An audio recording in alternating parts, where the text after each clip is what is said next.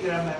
पहला कह रहा है रुद्रक रामपुत्र से भेंट, दूसरा कह रहा है अनुप्रिय उद्यान में विश्राम, तीसरा कह रहा है डुंगेश्वरी गुफा में ध्यान, चौथा है अनोमा नदी में स्नान। ठीक है, आंसर कह रहा है 4 2 1 3, बी आंसर कह रहा है 4 2 3 1, सी कह रहा है 2 1 4 3 और डी कह रहा है 2 4 1।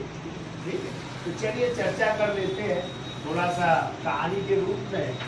तो आप सबको पता है गौतम बुद्ध का जन्म तो हुआ था 563 ईसा पूर्व में हुआ था और नेपाल की तराई में स्थित कपिलवस्तु रुम्मनदेही के लुम्बिनी नामक गांव में हुआ था। पिता का नाम शुद्धोदन था, माँ का नाम महामाया या माया देवी था।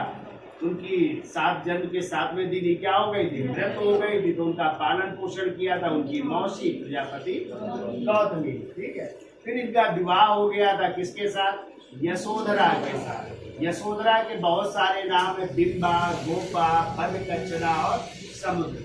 फिर एक पुत्र हुआ इनके जिनका नाम था रुद्रा। ठीक है, फिर हम आप लोग पढ़ते होंगे कि इन्होंने सत्य दर्शन की खोज में एक दिन अपने साथी चन्ना और प्रिय घोड़े का नाम था कंटक के साथ बाहर निकलते तो 4 दृश्य देखते, एक बूढ़े व्यक्ति को, एक बीमार व्यक्ति को, एक डेड बॉडी यानी मृत शरीर को और एक संचित सन्यासी। ठीक है, तो सभी लोग दुखी थे, लेकिन जो सन्यासी थे वो पूछते, कारण पूछते तो वो बताते हैं कि इसको जो है माया मोह का कोई जो है लोभ है नहीं है। जो माया मोह के बंधन में फंसा हुआ है वही व्यक्ति क्या है, दुखी है। ठीक है, तो इनके मन में भी सवाल उठता है और कहते हैं कि 29 वर्ष की अवस्था में, कितने वर्ष की, 29 वर्ष की अवस्था में इन्होंने पत्नी और बेटे को सोता हुआ छोड़ करके क्या कर दिया, गृह त्याग कर दिया। ठीक है, और गृह त्याग की घटना बौद्ध धर्म में ध्यान रखिएगा कहलाती है महाभिनिष्क्रमण कहलाती है। क्या कहलाती है, और जब गृह त्याग किया तो ये अपने साथी किसके साथ निकलते हैं, चन्ना, और घोड़े क्या नाम था, कंटक। तो ये पहुंचते हैं कहाँ पे, अनोमा नदी के तट।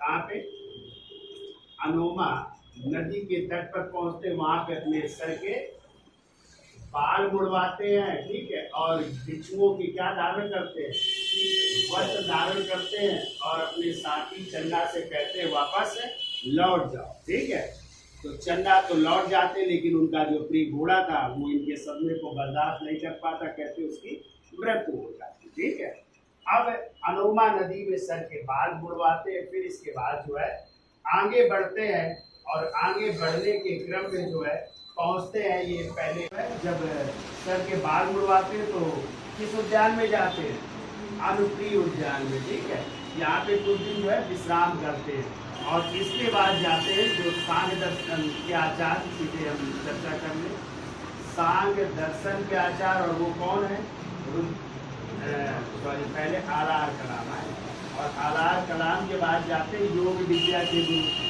तो यहाँ पे योग विद्या के गुरु कौन है, और वो है रुद्रक रामपुत्र के पास जाते हैं।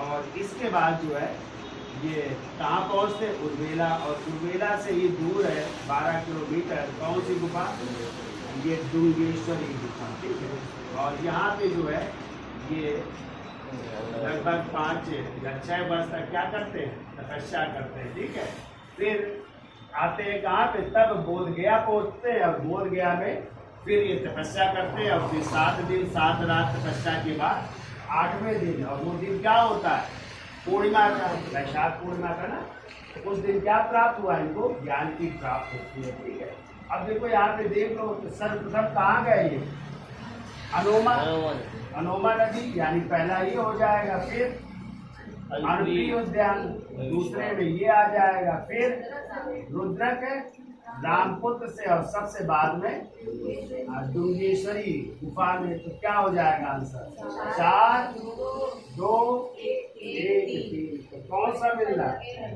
यानी